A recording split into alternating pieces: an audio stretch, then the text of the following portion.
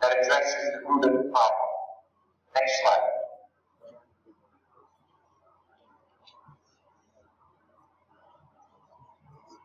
There are two different approaches to social change, which are called first-order and second-order change. First-order change is a strategy that attempts to eliminate deficits and problems for individuals, but rarely addresses the causes that contribute to those problems. First-order change often provides short-term solutions. Clearly, the pressing problems that face our users require more comprehensive solutions. Sadly, many current interventions to solve our problems are first-order strategies. Herein lies the paradox. First-order change interventions are alluring because they promise to solve the most deeply rooted problems with simple solutions.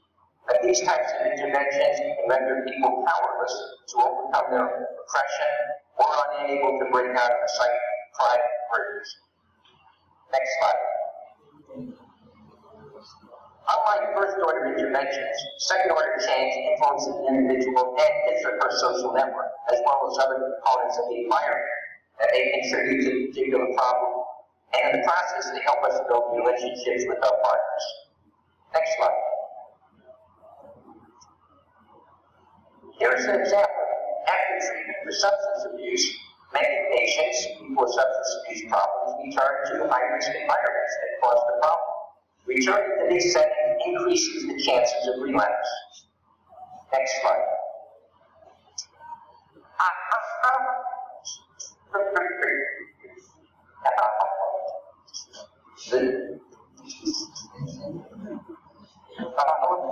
Designed and modified by a group of recovering alcohol drug users, has no professional staff and is completely self-supporting. This is an example of second-order change. Next slide. Next slide. Next slide now. That's it. Oxford houses are self-governing. They require minimal costs. They're always rented houses. They have about 7 to 10 people living in a house. They have simple rules. You have to pay the rent. You can't take drugs or alcohol. And you have to share and help running the house by sharing the tasks. Next slide.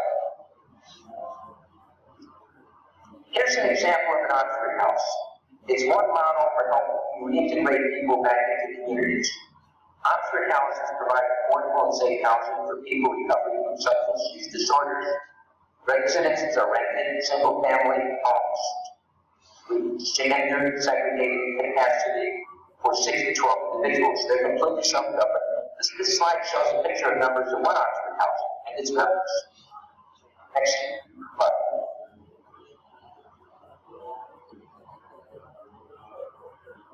This self-help organization has grown over the last 3 decades in the United States from one Oxford house in 1975 to over 2,000 today. Next slide. Here's another example of an Oxford house. Oxford House is the largest single self-help residential recovery program in the United States. These houses are self-supporting, democratically run, without any staff in charge. Next slide. One person said to me that nobody should trust him. Why should people in the Oxford House decide to let him come in? And I can tell you that the trust this person received by being accepted by the house members allowed him basically to have trust in himself, so that he could basically feel like they cared about him. He was willing to make another change in his life, to basically try to get a job, and also try to basically stay sober without drug.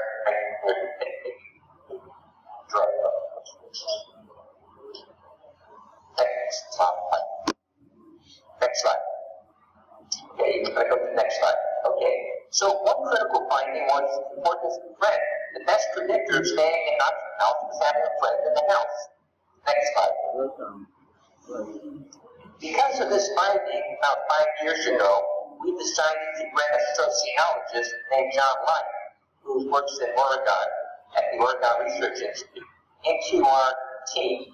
So even though we're in Chicago, which is in the middle of the United States, we brought a person in who's on the West Coast, over 1,000 miles away, to become an expert to help us understand social networks in these recovery homes. This is an example of interdisciplinary collaboration. Me as psychologists in my team, and us bringing sociologists into the group. Next slide. John helped us with what is called stochastic active-oriented model.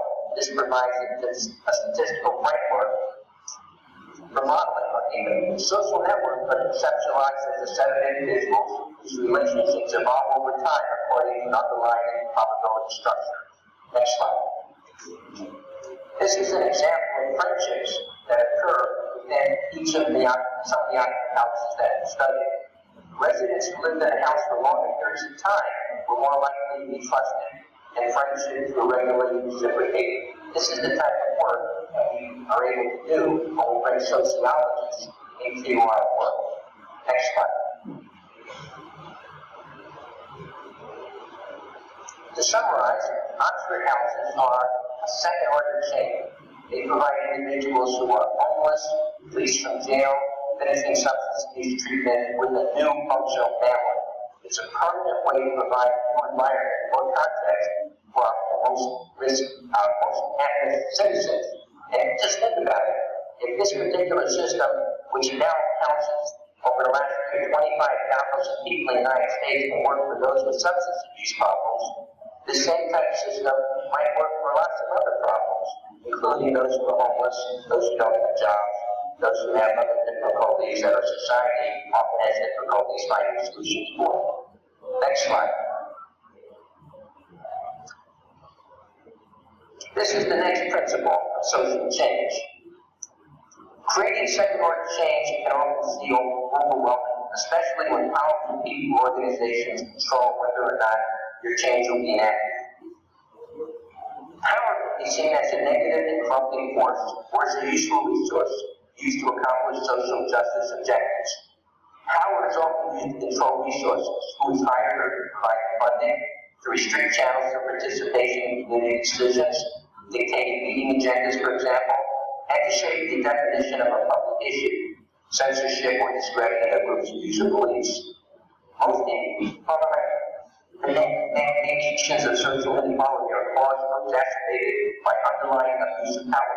Redistributing power is often a crucial component to a successful large-scale second-order social movement. Next slide. Often the causes of abuse and underlying power structure may be difficult to see clearly. Our gut instincts may be our most powerful tool to uncover the veiled power of abuses that need to be challenged. We must use the same passion and intuition that helps one see the path towards effective second-order change to identify and analyze the distribution of power. Next slide. I will now give you an example of a social change effort that focused on those in power who had hurt those people who had been marginalized by powerful forces. I'll focus on a chronic illness known as chronic fatigue syndrome, and some now call it myalgia, encephalomyelitis. Many healthcare professionals continue to doubt the scientific validity of this diagnosis. Helpful individuals said this disorder was just a psychiatric illness of neurotic women, similar to early depictions of multiple sclerosis, which is not true. This bias contributed to negative attitudes that many doctors have toward those with chronic fatigue syndrome and myalgia encephalomyelitis. This has had serious negative impacts on patients with this illness. Next slide. By the early 1990s, the Centers for Disease Control, CDC, conducted prevalence research that found CFS and CFS standing for chronic fatigue syndrome and ME standing for myalgia encephalomyelitis, were relatively rare disorders affecting primarily white middle-class women. Next slide. Medical personnel believe that CFS is a relatively rare disorder and is primarily caused by psychiatric explanations. Physicians tend to minimize or misinterpret physical complaints of patients, and that also led to mistrust and lack of communications that's been reported between patients and medical personnel. Next slide. For example, several investigators found that 95% of individuals seeking medical treatment for CFS reported feelings of estrangement. Others felt and 66% of individuals with CFS believe they were made worse by their doctor's care. Patients have been characterized as predominantly having a disease affecting middle class and African people. Next slide. Our team decided that the issue of prevalence needed to be dealt with first. For few people had an illness, few resources could be devoted to those with this illness. Our intuition led us to believe that the rates might be much higher. We worked with Dr. Judy Bridgman, an epidemiologist at the University of Illinois, Chicago. We wrote and submitted several National Institutes of Health plans and proposed conducting an epidemiology study based on true random community samples. The reviewers of the federal government were very critical, indicating that since the Centers for Disease Control found so few people with the illness in a study we proposed, we would probably not find any people with this illness. In an effort to refute this criticism and with financial support from the largest CFS patient self-help organization, we conducted a small community-based prevalence study that consisted of interviewing a random community sample of approximately 1,000 adults. Those individuals who self-reported having chronic fatigue syndrome or many of the symptoms were examined by a physician, interviewed by a psychiatrist to determine whether they had criteria. The research team's diagnosis of people was considerably higher than those reported by the federal government. With these pilot data, we approached the program officials at the federal government with the intention of resubmitting our CFS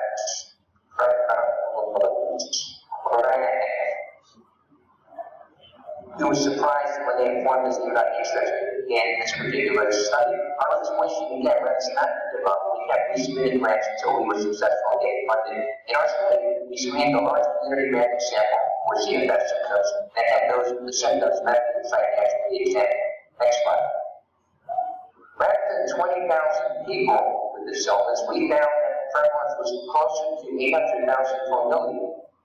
Moreover, over 90% of people identified as having CFS in the sample had not been previously diagnosed by a physician prior to participating in the study. Next slide.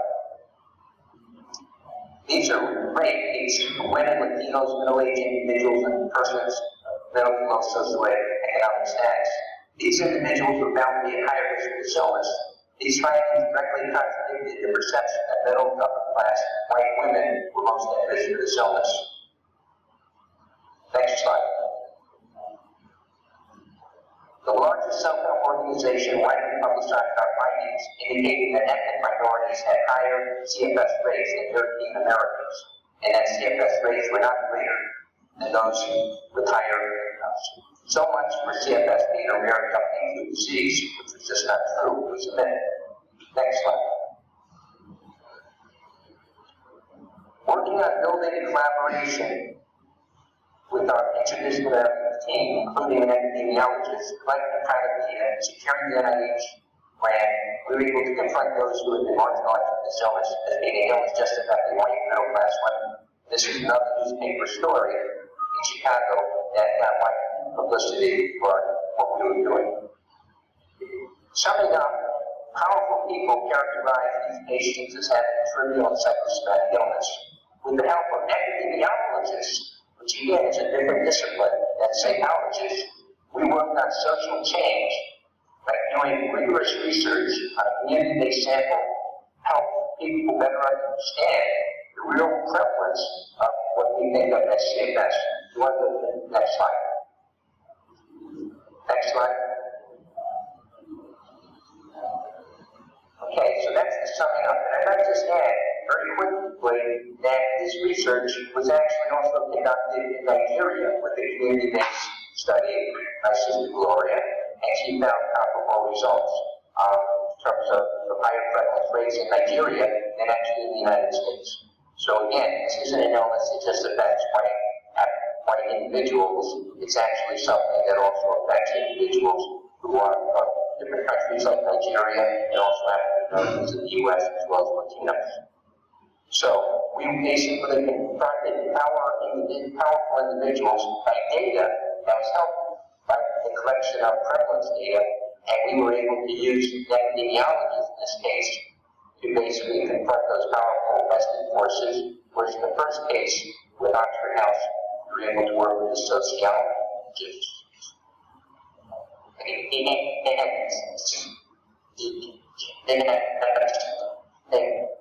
When we're working with different disciplines, we can actually create more social change, just working ourselves. Next slide. Next slide. You want to go to the next slide now? Next. Okay. Focused and collective efforts can lead to broad second-order change through the use of our third principle of social change. Okay, go to the prior one. You skip one. Let's go to the prior one. The prior slide.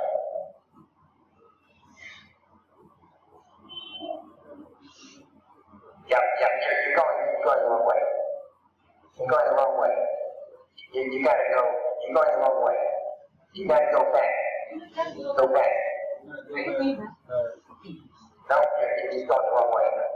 You gotta have something that says the third principle of social change. Go back.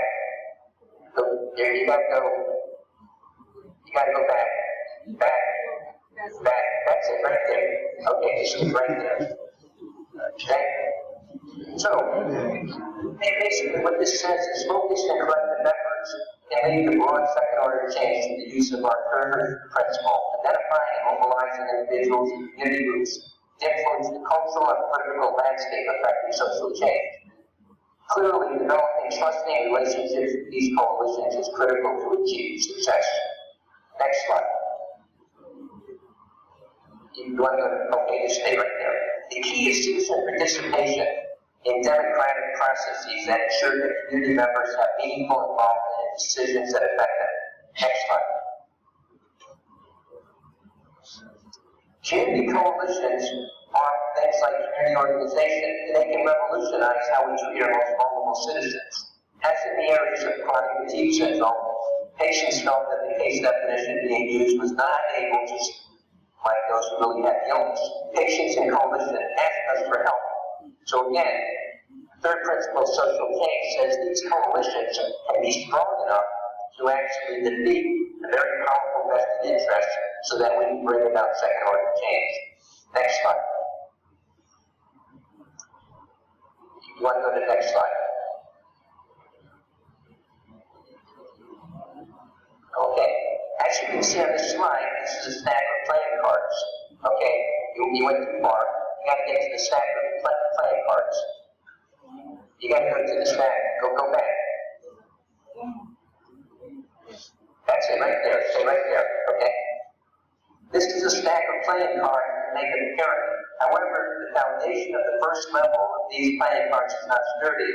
The middle and upper layers are vulnerable to collapsing. In a sense, all science works like this.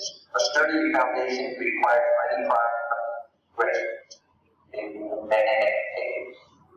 Next slide. Next slide. Okay, right there. The case definition is the foundation for any illness. Case definition is a set of rules that allows investigators and clinicians to determine who has and who does not have the illness. If we cannot do this diagnostic activity in a reliable way, all progress in the scientific area will be shaky and vulnerable to collapse.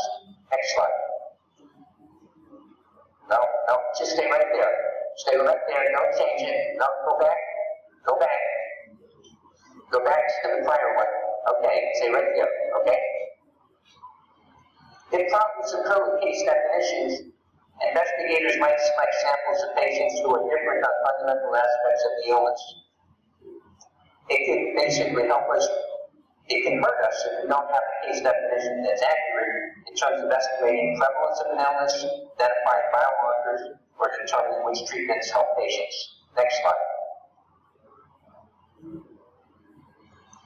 So, in a sense, a non-empirical case definition was arrived at by people sitting around the table, but not database. Next slide. So this is what's called in the U.S. the Epide criteria, where patients were required to experience chronic fatigue and also have 4 out of 8 symptoms. Next slide. So these were the 8 symptoms of which an individual should have 4 to to get a chronic fatigue syndrome diagnosis. The only problem is, with this case definition, is that the three symptoms on the bottom are essential, cardinal, critical features of chronic fatigue syndrome. And yet a person possibly might not have those three and have ones above it and get a diagnosis, but not have those critical features. So just think about it. If a person had cancer and they didn't have to have cancer to get the diagnosis, that would be a real mistake. Same thing with this illness. The case definition was set up in a way that didn't require the fundamental core symptoms to be present for all patients. Next slide.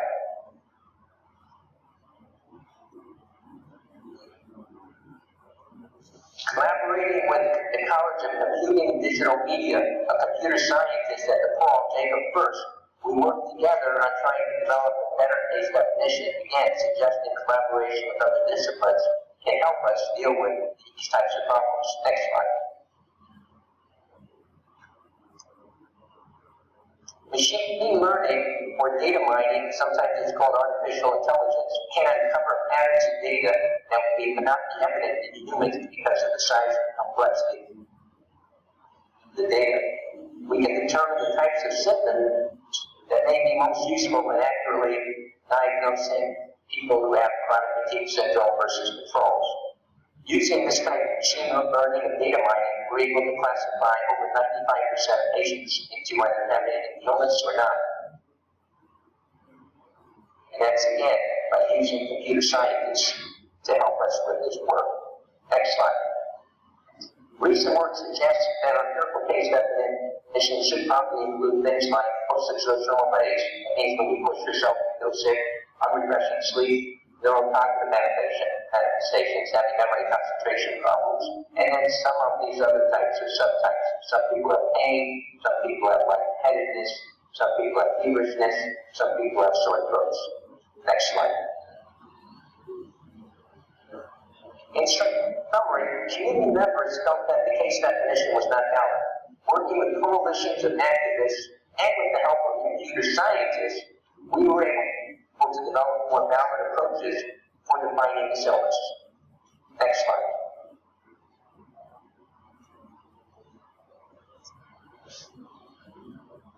This is the fourth principle of social change. Second order change takes time. Progress can be gradual and uneven. There will be setbacks along the way. Patience and a long-term commitment to the fourth principle of social change are critical aspects of social change movements, and this allows us to build long-term relationships with our community collaborators. Next slide. So both patience and persistence are more essential in opposing powerful vested interests. So to challenge the status quo and to amass coalitions to confront institutional abuses of power, one needs to have that long-term perspective. That means one has to have patience and persistence. Next slide. So, having the intuition that one's vision can be fulfilled in the long run can be a sustaining and life-affirming force in the face of opposition. Small wins can help sustain and mobilize citizen groups to continue to pursue the larger objectives. So Linsky knew, for example, a social campaign in the U.S.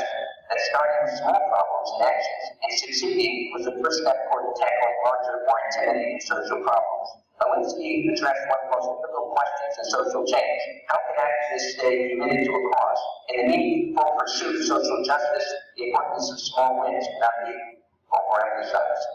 Next slide.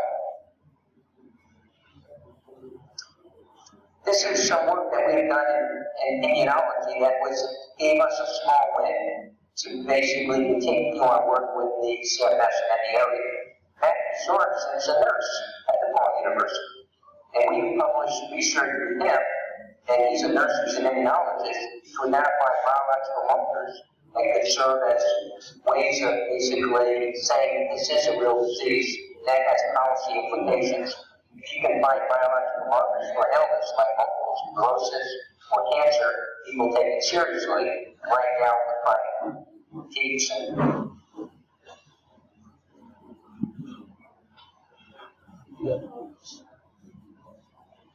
No, they don't. So let me show you some of the work that I've done with immunologists to basically work with, again, a different discipline. Next slide. Next slide. Next slide. Okay. So we also search for biological markers. We look for hydrocortisol. It's a frequent finding, and we found increased levels of what's called HDAC. And basically in the context of the plasma cortisol, this involves decreased expression of the encoding gene for the corticoid receptor. Next slide.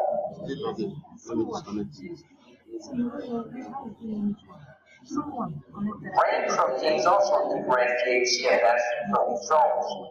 Brain-derived neurotrophic factor, which is called BDNF, is a protein involved in the maintenance and maturation of neurons in the brain. They play a role in cognitive functioning and memory. We found in CFS patients, just like we found in multiple sclerosis patients, nearly identical levels of BDNF. That means levels that were 12 to 90% of healthy control sample. Next slide. Next slide. Here's a graph of basically what it looks like, controls versus basically patients and people with MS at the bottom, controls are at the top. You can see there's very big differences. This is another slide that looks at cytokines in a patient with ME or CFS. You can see it's one pattern. This is how the cytokines are in a network. Now take a look at this next slide. The next slide. This is a healthy individual. You can see it's a completely different pattern of relationships of the interleukins, the cytokines. So in a sense, what this allows us to show is biological justification for the fact that basically this illness does exist. Next slide. In summary, the fourth principle of social change is to identify where the weaknesses stem from and help focus efforts on critical stages of systemic change. Actively involving our community partners in these activities provides them the skills to continue the self-reflection and analysis process into the future. Next slide. Next. Okay. Here you can see a graph of the federal government where we basically work with an economist at the University of Illinois. So again, showing how we can work with different individuals. This was basically a person named Dr. Tony Lasasso. And he worked with us with the randomized design, helping us understand whether these Oxford houses actually work or not. The value of economics is that you can find the ability to demonstrate the value of a program's benefits to society, whether it exceeds its costs. This should not be the only criteria in when the program is judged, but it is certainly an important one. Next slide. Next slide. Okay, in this study funded by the federal government, participants just completing substance abuse treatment were assigned to either an Oxford House or usual aftercare condition. 150 of 154 approached people agreed to participate, and those who agreed, some we sent at the Oxford House. This is a recovery home, which I talked about earlier, and those that I basically sent to what usually happens after people come out of treatment. Next slide. Participants were interviewed every 6 months over a 24-month period. Across the 2-year period, we were able to keep in the sample 89% of Oxford House participants, 86% the usual aftercare participants. Next slide. These are some of our outcomes. Basically, people who got the recovery home had 69% at abstinence versus 35% who didn't get the recovery home of Oxford House. Monthly income was $989 for Oxford House versus $440 for the usual aftercare. And incarceration rates were 3% for the Oxford House versus 9% for the usual aftercare. Next slide. Next. This just shows you a graph of the abstinence rates. You can see how different the Oxford House were. Next slide. This is incarceration rates, traditional care Oxford houses. This is the next slide. Next slide. This is monthly income, and you can see those in the Oxford House are making about twice what those in the traditional care. Next slide. These findings were widely disseminated. The study suggests that there are significant public policy benefits to these types of lower cost, non-medical, community-based care options for individuals with alcohol and other drug problems. These findings were subsequently used to influence both judicial decisions as well as state level policies. Next slide. So, using economics, Douglas Nasso is an economist, yet a different discipline than psychology. We found the net benefit of a person staying in an Oxford House was over $23,000 per person. The positive net benefit for living in these recovery homes called Oxford Houses was primarily driven by a large difference in illegal activity between those who got the Oxford House versus those who didn't after substance abuse treatment. Next slide. In other words, adding economics to our work provides the essential ingredients to provide useful information to policymakers on the relative costs and benefits of community-based interventions. Next slide. Okay, what I'm going to do is just try to summarize what I've talked about so that we can have some opportunities for questions. But first, let me today, in this talk, I discussed 5 principles of social change.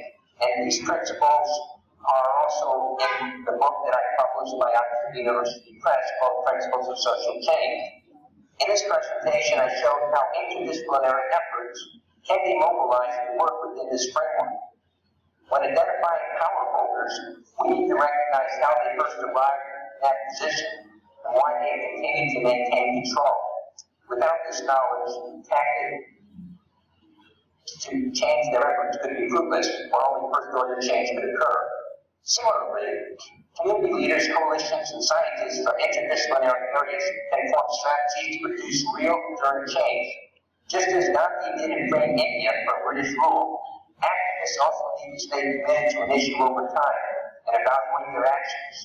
This all occurs within relationships with multiple individuals and groups who become the allies for long-term change.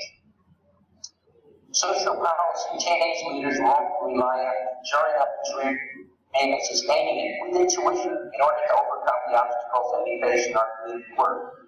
In this talk, we discussed how we have built our relationships with multiple parties from different disciplines who are involved in the change process. Each principle of social change represents part of the social change journey, but they are subtly interrelated. When used tactfully in concert, they can create an unstoppable force in any movement. Thank you very much for this opportunity to present this talk, and I will now be happy to answer questions.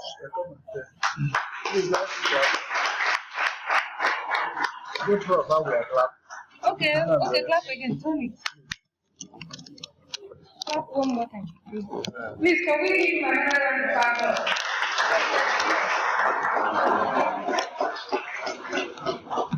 That's done. That's it.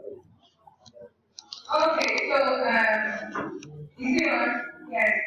So we're going to try and answer some questions. But before that, how many units of the training?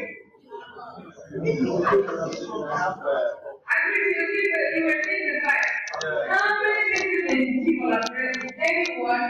Let's see if we get an answer. Yeah? How many people are present? How many citizens people are present? Economics.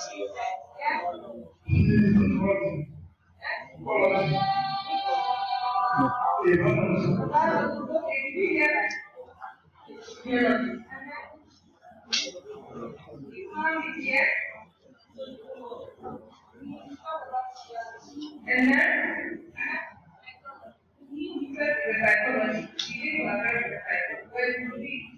community people, community members, people that the alcohol members, you didn't get that. Sometimes people help you mark out the network. Somebody tells me the social network within the alcohol. This is the order. I think I have the hand on here. Alright, so when you're talking about social change, do you think you were just doing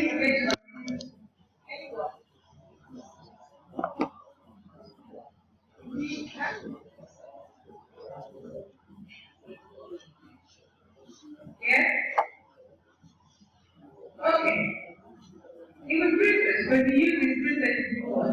Social action, implement government policies. You learn how economic housing to help government not to spend the balance of an transport house by refusing care. In any case, you said you want to get your question, so please, if you have any question, I think you'll take the slide, you're free to ask. But of course, here is anyone question.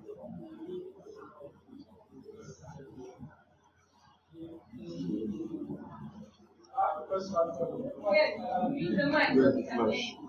At the beginning, I have a question. Although at some point,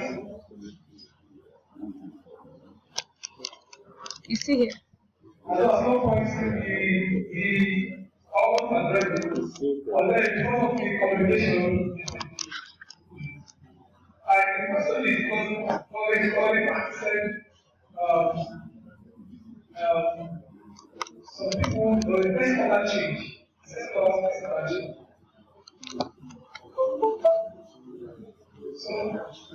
some people were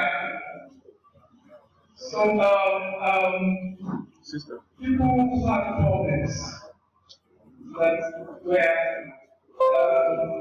they have been put in prison who had something like substance abuse,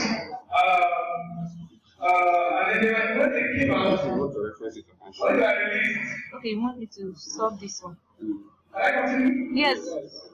When they were released, they were sent to the environment, and they took up that labor. One moment. Look for other faculty of management and social sciences. Then come here. So the point of it is, he said there was who had abuse using the American government why they are there, and then they are sent out. Why was the person other change? When they were sent out, they were now sent to the environment before you know it, they adopted that behavior back. Of that the entire change or reaction of God in prison did not affect them. They went back to the environment, they got back.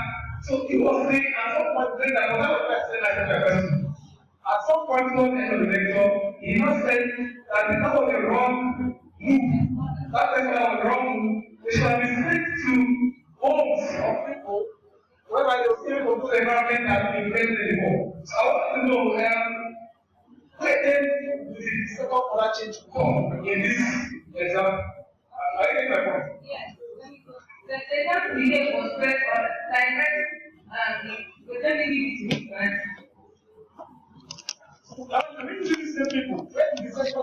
Is the same, Dr. Jason? Yes. You had the question, right? I'm gonna have to repeat it. Huh? You're gonna need to repeat it because it didn't come through clearly. Okay, please come here and repeat your question. I don't think he got it clearly. Please repeat the question one more time. My question is, the example you gave an example about some people who were in prison in the US, and when they were in prison, consistent with the policy of the American government, they were subjected to rehabilitation. After they be convinced that this people have changed, they were sent back to the society. At that point, we explain the first order principle, first order change principle.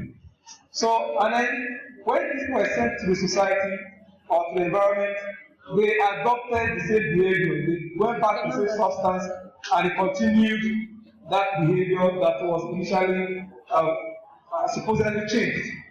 So, my question now is that on the first order principle. You later answered, probably addressed part of it, that later on you argue that that shouldn't be what ought to have been done. They should have been sent to homes where gradually this change can do the same, instead of allowing them to go straight to the environment, to the normal environment. So my question is, where do the second order change come here? Give me this example. Where, at what point do we see now see the second order change? Or second order principle rather? I don't seem to understand that. Okay, you've got the question. So just say once again, Gloria, you could just give me the basics of the question. Okay, I should repeat the question. Just even really just basics of it, yeah. Huh? Okay, Yeah, just repeat it what you did yourself. all right, he was asking what happens when people come out from the prison, they're sent to usual place, and they went back to their standards, like they went back to using again. He's now asking, where does the second order change come in this example, the example of them moving from the prison to their usual environment? Did you get that? Oh, we lost him. It looks like we lost him.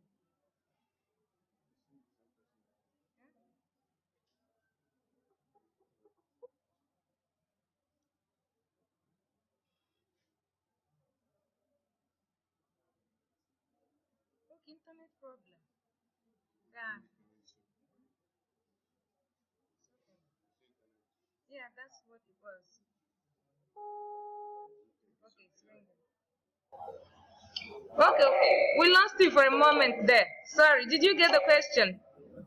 Yeah, can I just tell you that the question was so difficult that you lost the connection? That just shows you how difficult the question was. Okay, he wants to know how second order change can come into the rehabilitation of people from the prisons as opposed to the usual care. Right.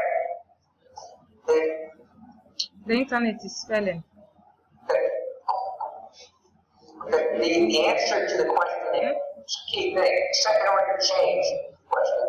So second order change would involve us trying to think about if people are in prisons, how do we help them get back into the community? So our studies show that if we provide a supportive environment of friends, of people who are working, of people who are trying to break their addiction, that will help them basically make the transition into productive citizens.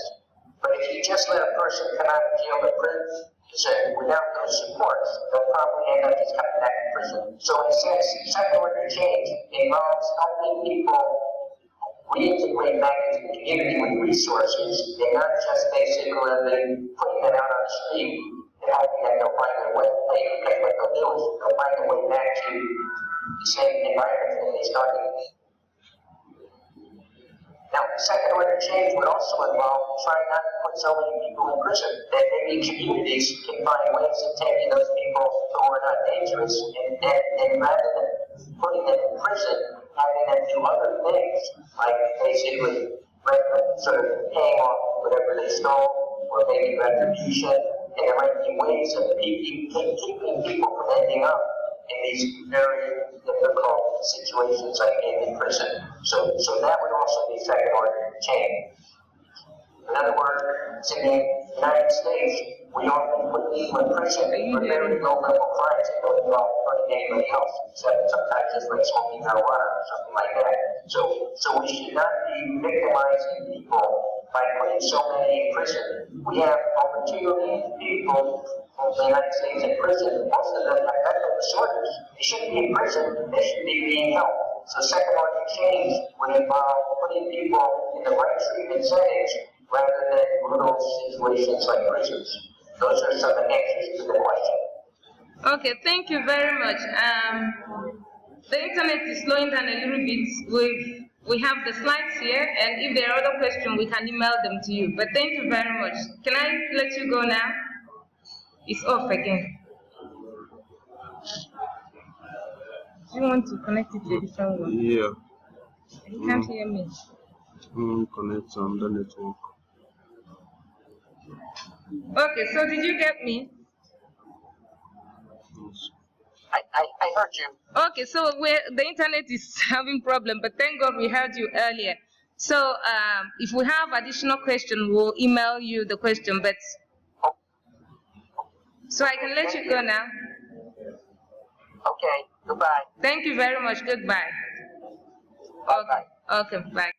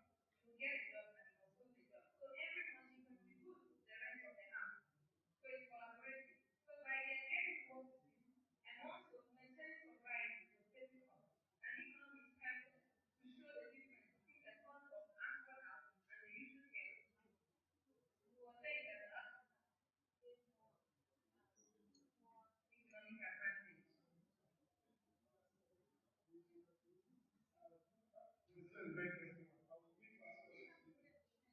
I will ask more questions because I'm still.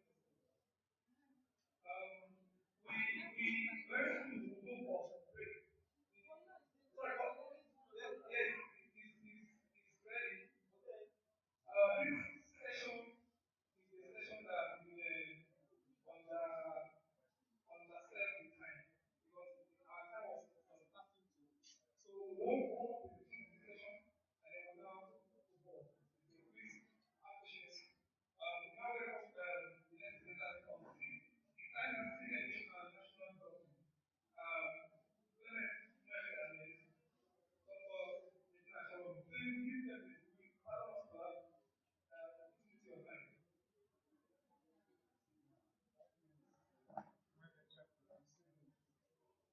Untitled